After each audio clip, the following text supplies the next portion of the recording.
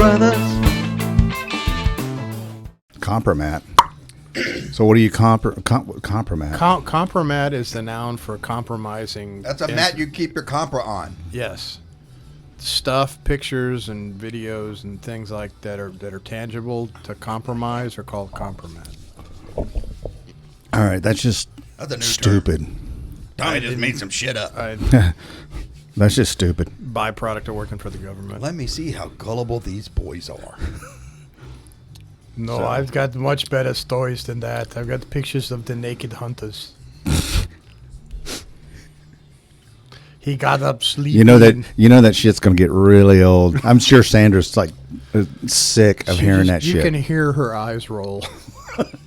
You can only do that one episode a quarter. Yeah, you got to figure something else for the next one. Pee Wee Herman. I go, okay. That's what you can do. So I don't know. I may be stuck on Arnold. So let me tell you something. Tell me something. I went to. I've been invited to go to this Bonnaroo music festival. I was invited last year. I didn't go because I didn't know what the hell it was. You know, I thought it was just this little mom and pop, music festival type thing. And been kicking it down, kicking the can down the road. Anyways, my buddy, he's like, "You need to come out this year," and I was like, "All right, I'll come out. I didn't go last year. I'll come out." And they kept saying it's like one step under Burning Man. So in Burning Man is it's like looks like it'd be an adventure. One small step for Bonnaroo. So and it's crazy because his neighbor Errol he's gone to 18 of the 19 Bonnaroo festivals. So he has got it down.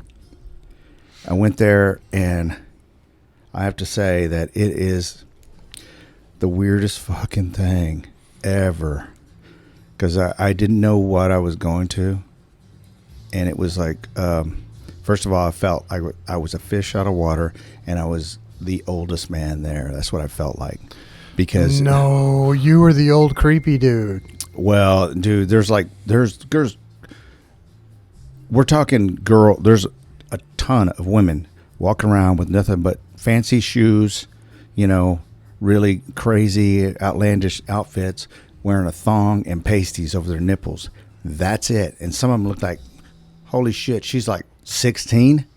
She's a 1-ton woman? Yeah. You said there's a ton woman. There was a couple of them that were 1 ton that just had a thong and a pasty on. So there were several tons of women. Yeah, there were tons. That's like Seguin. They don't have skinny people in Seguin at all. So, and the thing was, it was just, I was looking at it just like, oh my God. And it's straight, everybody there are all hardcore, they're liberals, No. Yeah. Ugh. It's all place gay. Had to smell like patchouli oil. They got every acronym that you can think of, cool. The LGBT and all of them. All the alphabets. Yeah. Dudes, I mean, it's just like, this is weird as shit. And after going to it, I don't know if there was one of them I did a video, and I was like, man, my conservative friends, we don't have a chance in hell. Because, I mean, that festival, there were several stages, and one of them, there was probably at least up to 80,000 people at that one stage. And we're talking a 700 acre footprint of this out in the middle of nowhere farm. 80,000 20-year-olds that couldn't make it one stage. It couldn't make a decision if their life depended on it. At one stage, and we're talking several. And I'm guessing there was like 150 to 200,000 people on that 700 acres. Communism run amok. And what was crazy, I have to commend them. There was no fights. There was no belligerent people. Even if they was drunk and high. Now you smelled a lot of weed. That's all it was. So there was no fights, no belligerent people, and there was hardly any trash anywhere to be found. Everybody picked up their shit and put it away. You were there. Obsessive. Yeah, well, stoners. Very good, very good. Well played. You got me on that. Well played. But it was Sorry, brother. it was really good. We got there because I drove out to Murfreesboro, which is just south of Nashville. I got there Monday, stayed Tuesday to kind of figure out what I needed to get. Then we drove out there Wednesday. Errol had his camper, and he had his camper spot, and then I parked way out in the other spot, and it was just like every day the people just multiplied. It was like double. What kind They're of having music? babies. So there was a lot of music. I did not. Yeah. There was a lot of. It's 24 hours a day, Yeah. nonstop. I don't know how many stages they had. I did a little. They had research on it. I think they had like seven different stages. It's going 24. I recognize some of the bands. Yeah, so I was going to stay to see Sheryl Crow, the Foo Fighters. Korn. Korn. Was playing. Korn came on at like they were going to be coming on like at 12:45 How can or you 1 be a a.m. liberal and listen to Korn? That's not exactly kind, friendly. And then Foo Fighters was closing up, really. Well, that's bubblegum crap. Yeah, but the thing is like I was there Wednesday, Thursday, Friday. I got to Saturday. And I was just like, all right, I'm out. I tapped out. I was like, You were sleeping in a tent. no, we were in an RV. Oh, okay. But it Or was whatever her name was. yeah, but I just like, I'm done. I'm ready to come home.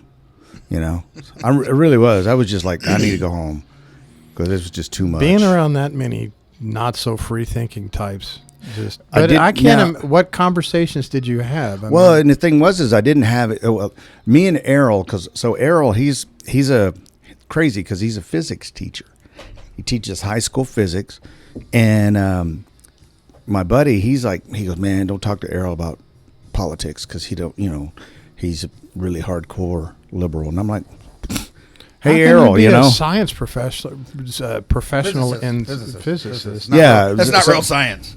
Yeah. Yeah, right. So, anyways, we Theoretical science. that fake math shit. So we got out, and of course, I show up, and I'm in my truck, and he can see the stickers I got on the front and back of my truck, and he sees the 3%er flag on the toolbox and shit. Put your penis here, and it says the Trump edition and all this stuff. So he knows.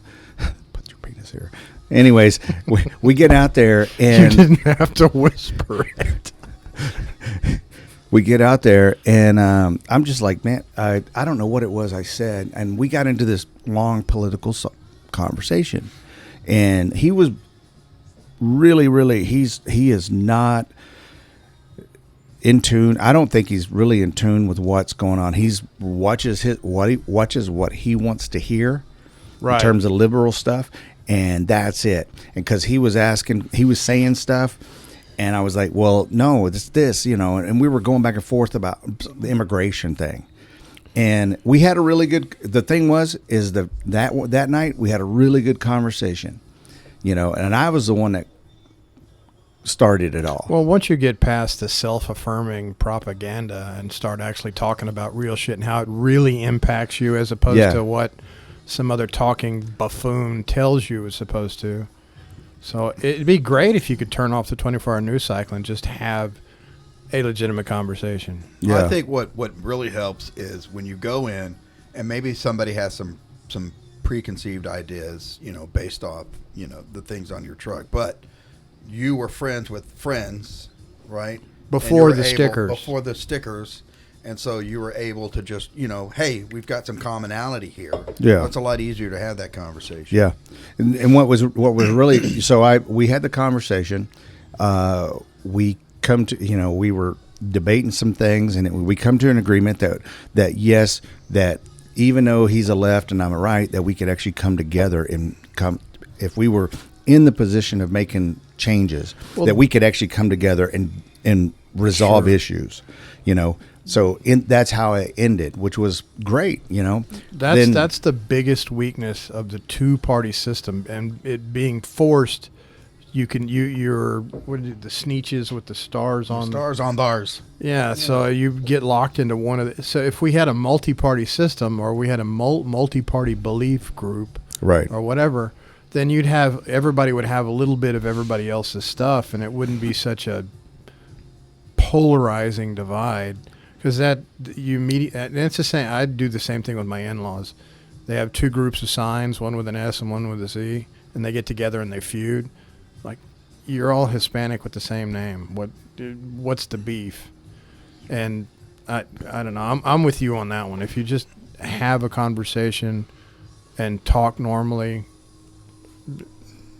Yeah. Brother Duane doesn't like to just shoot for shoot's sake. He likes to shoot because he wants to eat something. You and I don't care if it's paper or bottles or whatever, an animal or whatever. Yeah. So we enjoy the percussive happy. No, that's not right. You was just like shoot something. We just like shooting a gun. You know, Yeah, and I was like, I know I hurt his feelings the other day. He was over there at the house, got a new Made gun. me cry. A big alligator too. He was shooting and having a great time. Like, you want to shoot it? Like, no. Yeah, but he said it like that though. He's like, no. Like, what? I was sitting there relaxed, having a beer. There's some with Dwayne is like sometimes it's like thanks, but no thanks. You know, I'm good. It's no. Fuck no. So, why would I? Why I would I do like that? I know it comes out like that. So- But I don't mean it like that. so I'm it like, was- I'm all right. What was crazy about so we did that was I guess that was Friday. Did they offer weed? Or Oh, yeah. edibles or I had an edible. okay, so I can see the non-aggressive component with everybody's high is giraffe pussy, Yeah. but that doesn't necessarily that the cleaning up part. They must have had an army of little autonomous drones cleaning up because stoners won't pick up Cheetos. No, they were, and surprisingly, everybody was anything. People dropped. There was few that just like drop shit and just leave it, but most of the time, people, if they drop something, they pick it up and throw it in the trash, or somebody would pick up after them. You would not believe how clean the place was. I mean, it was clean. It was organized. It was. That's like a Tea Party rally. There's 10,000 people in a tiny little spot. You figure the place would be completely and here's my trash. thing is and this is where that's how it started. That's right. Because the conversation, I said because Errol was like, he goes, hey, what do you think? And I said, you know what? I said I came in here like, oh shit, this is not what I like, but I came in with an open mind, looked at it, and I said I have a totally different perspective on this type of subculture community. At least that one there. Yeah, exactly. But and that's how that conversation went on. The next day, I decided I'm going back home, and he made breakfast. He made breakfast, lunch, and dinner every day. So, breakfast was around 1 p.m. Dinner was around 6, 7, and then dinner was around 1 a.m. So that was the schedule when you're out there. And so I was like, I ate breakfast, lunch, whatever. And he says, okay, we're gonna have one more discussion before you leave, And he actually opened it up. Peeing on the toilet seat. Yeah. Well, no, it wasn't that. It was having a dream about pooping.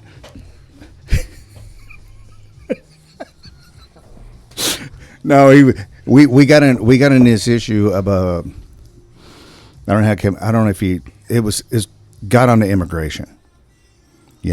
How is that good for anybody? Well, and he was asking me, and I wish I could remember everything that was said, but I don't. We got on immigration, and he was like, what do you think about these immigrants coming across, and should they be taken care of? And I was like, no. I Stop, said, turn around, go back that way. exactly. I said, you want to do it, then do it right. Go down to the port of entry, and plead your case, and do the right thing. Because when you come over there, you will know that you did the right thing, and everybody else will know. When you come across and around this portion of the wall and this part is not completed and you sneak over, you've broke the law. The chances are you're going to break the law. Exactly. I said, that we got into it. And he was like, well, we need to be protecting these people. And he was talking about, he goes, well, what do you think about the people in Venezuela? They need help and all that. And I said, it's not my problem. Right. And man, let me tell you, he got pissed. So he goes, not your problem. I said, no, because that's not my country. The U.S. of A. is my country. And I said, my belief is it's me. I protect everything in the four walls of my home. And then it's the boundaries of my property. Yeah, I'm not and paying what I can taxes do. Right. for some other country. If that's how I process so liberals are meddling interventionists? Is that what you're saying? I'm saying that. Did he explain why it's your responsibility to care? Because I said so. No, he did, but it's pretty much to sum it up. It's like we need to care about everybody in the world. But the thing is I said, I will not care about everybody in the world because the country can't even care. You cannot care about everybody within your country. If we could take care of our own country, then we can look at sending resources or bringing in people to help those. But we can't even help our own. There should not be one unserviced veteran in this country. Period. Once you take care of every veteran, I don't mind getting serviced.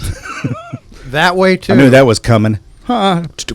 Here's a soft No, get the way it's a pun. Get the way get down. It's a pun.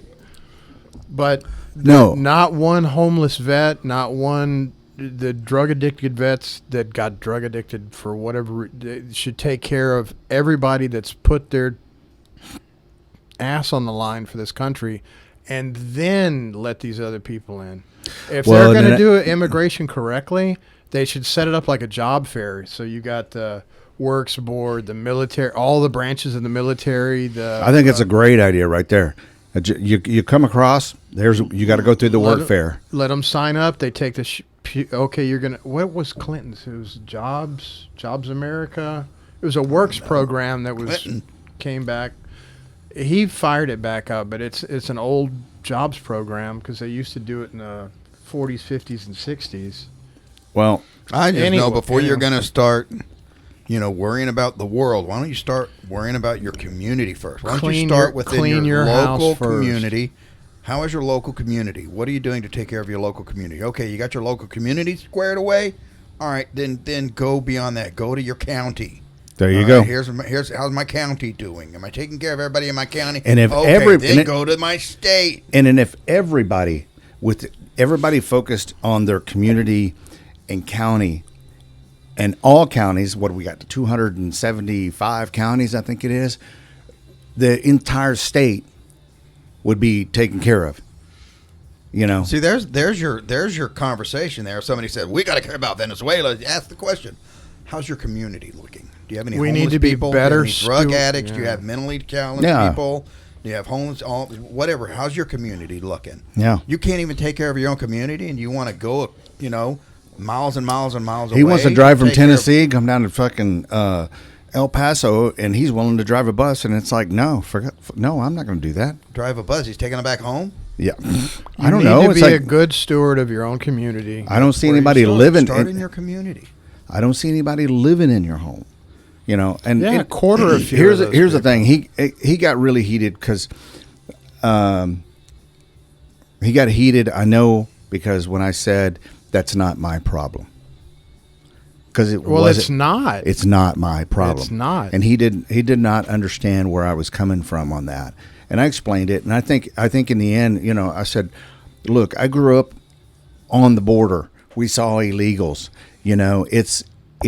We've always had a problem, but the thing is, what we were getting in a year or 2 year period, we're getting on a daily time frame. So I said it is a problem. Even the people back then coming across, and I experienced a lot of it. I owned some property that they came right down it, and it was just a different group of people that just were coming here because they wanted to work make money, contribute to society, and make money, and have a new home, new life, so they could send it back home to their community and take care of them. But they were good people, Yeah, exactly. But now you've got this criminal element coming through. Yeah, you don't know who you don't know who you're getting, and the government. And it's not just the Mexican nationals that were coming across back in the decades ago. Now you got them you got people being from put China. China. You got them all these, and this is Iraq, Iran. It is what a coincidence. There's and it's Axis no countries shooting people through our and border. now more aliens. They found out that we have open borders. So now the aliens come in. It's not illegal anymore. That's why they're coming to America. They don't have they're to coming land from outer space because they know they don't we're have to bring them in. We're open borders. They don't have to open airspace. Exactly. They don't have to sneak in the country. They can just drop in over there and walk across. White spikes. And the big distraction is you have states like Texas. That's a big red state. So the big deep state conspiracy would be that you have an influx and you overrun the normal constituents with all of these outlanders voting a different way, so that you skew how the state works. So, I'm going to get back to this Bonnaroo festival. That was something that I told Errol about. That this is a huge missed opportunity for anybody that's a left or right politician, local government, state government, whatever your office is or whatever your power is, whatever, they could go there and just being part of it and walk around, not trying to campaign, but nothing more than just awareness, talking to people. What do you think? Start a dialogue. Don't say, "Hey, I'm congressman," blah blah blah. Just start talking with them, create a relationship. I'd be handing out pamphlets, and then say, "Hey, my affiliation is." No, my vote pamphlets with papers inside. So what I was saying, I had thought about it. It's like, if you come across and say, "Hey, I'm blah blah blah blah blah," no, I would just talk to them and say, "What do you think about the Bonnaroo? How many times have you been? And blah blah. Just talk about on a personal level, and then it's like, and then at the end of the conversation, it's like, hey, if you ever need anything, and hopefully I can help. Shoot me an email or whatever, and give your card, and that just not coming in and announcing who you are. No hard sell. Exactly. Don't force unwanted information into somebody else's ears. Because what's going to happen is the people are going to go, like, man, he was a cool dude.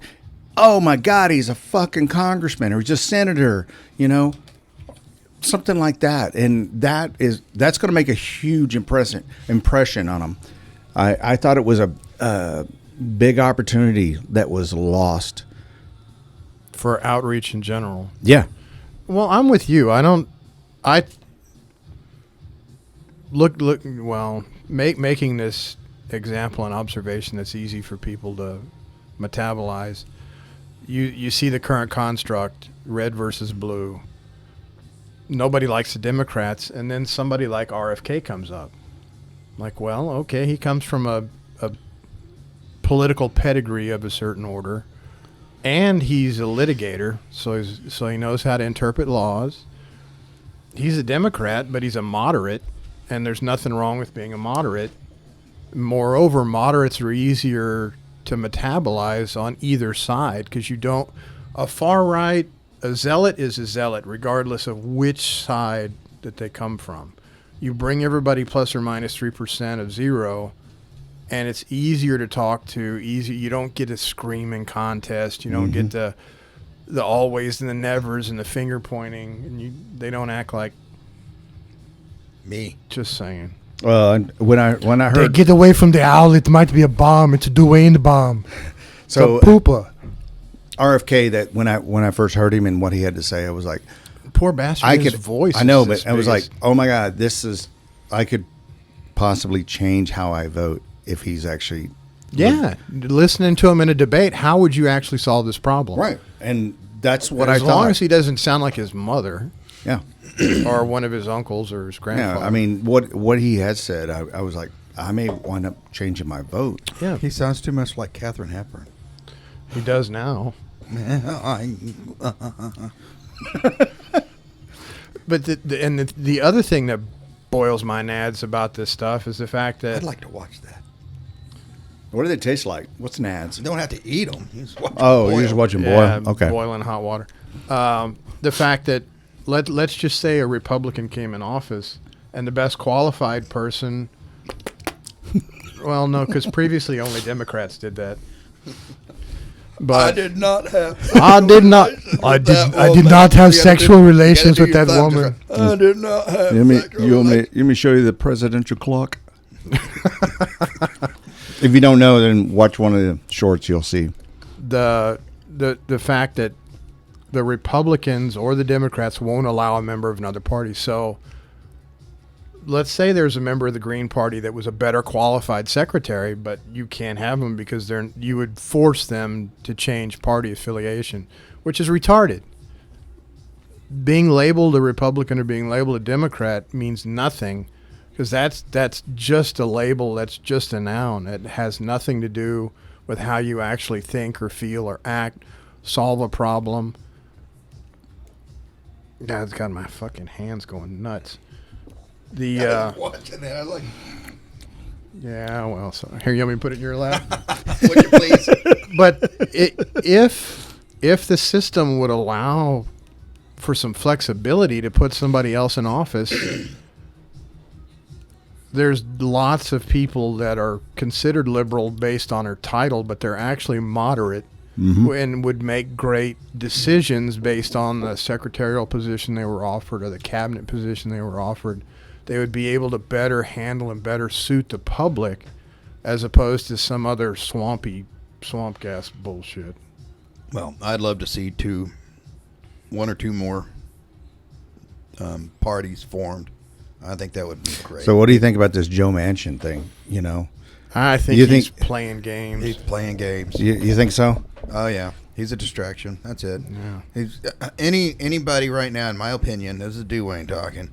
If they got on there, a D or an R, it just doesn't matter. They're just playing games. I mean, okay, you've got your rhinos and dinos. It doesn't matter. They're just playing games. It's a distraction to keep you not focused on what you need to be focused on, and that's it. You're getting screwed by any bureaucrat, any legislator, any representative, any senator, anything. All they're doing is what they can to stay in power, and they don't care. The reason they don't want a third party is because you could actually get somebody in who could get something done, and their agenda gets watered down. Yeah. And that's it. And it doesn't matter if you're Democrat or Republican.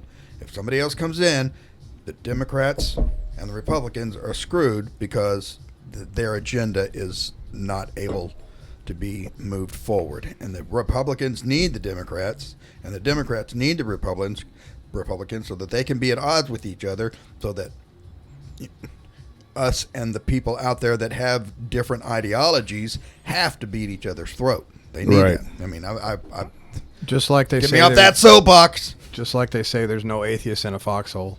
Mm-hmm. Second round snaps over your head, you are a God-fearing Christian at that point.